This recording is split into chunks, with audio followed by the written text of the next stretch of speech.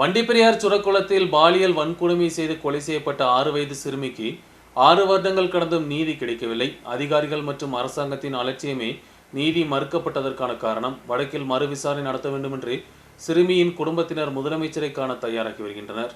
2021 June 30 தான் சுரக்குளத்தில் estate லயத்துக்குள் 6 வயது சிறுமியை இறந்த நிலையில் கண்டுபிடித்தனர். பிரேத பரிசோதனையில் சிறுமி பாலியல் வன்கொடுமை செய்து கொலை செய்யப்பட்டுள்ளதாக தெரிய வந்தது. அருகில் வசிக்கக்கூடிய இளைஞரை கைது செய்த போதும் 2023 டிசம்பரில் சாட்சிகள் இல்லாததால் விசாரணை நீதிமன்றம் இவரை விடுதலை செய்தது. உயர்நீதிமன்றத்தில் மேல்முறையீடு செய்து 2 வருடம் கடந்த போதும் வழக்கில் ஒரு ஹியரிங் கூட இதுவரை நடக்கவில்லை. முன்னாள் முதலமைச்சர் பினராயி விஜயனை நேரில் கண்டு புதிய வழக்கறிஞரை நியமிக்க வேண்டும் என்ற கோரிக்கை விடுக்கப்பட்டது. அரசும் இதை கண்டுகொள்ளவில்லை. வழக்கில் மறு விசாரணை நடத்த வேண்டும் என்று வலியுறுத்தி முதலமைச்சர் வி டி சதீஷனை காண்பதற்கு இந்த குடும்பம் தயாராகி வருகிறது. புதிய வழக்கறிஞரை நியமிக்க வேண்டும் என்ற கோரிக்கையை குடும்பம் முன்வைக்க உள்ளது. காவலர்கள் குற்றவாளி என்று கண்டுபிடித்த அருகில் வசிக்கக்கூடிய இளைஞர் தான் மகளை கொலை செய்ததாக சிறுமியின் குடும்பம் இப்போதும் தெரிவித்துள்ளது. அரசளவில் வழக்கில் உடனடியாக நடவடிக்கை எடுக்கப்படும் என்ற நம்பிக்கையில் தன்னுடைய மகளின் 6வது நினைவு தினத்திலும் இந்த அப்பாவும் அம்மாவும் உள்ளனர்.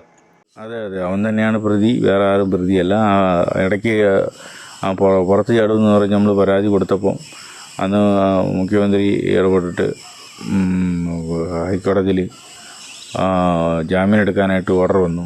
അവർ അങ്ങനെ ജാമ്യം എടുത്തിട്ട് ഈ കേരളം വിട്ട് ഇടുക്കി വിട്ട് അങ്ങോട്ട് പോകാൻ പറ്റത്തില്ലെന്നുള്ള രീതിയിലാണ് അന്ന് പറഞ്ഞിരുന്നത്. അവൻ എന്നിട്ട് പോലും ഇപ്പം തമിഴ്നാട്ടിലും ബാംഗ്ലൂരിലും അവിടെ ഇവിടെ എല്ലാം കറങ്ങി നടക്കുന്നുണ്ട്. അതുപോലെ ഇതുവരെ ഒരു നടപടിയാകുന്നില്ല. News bureau, Kattappana.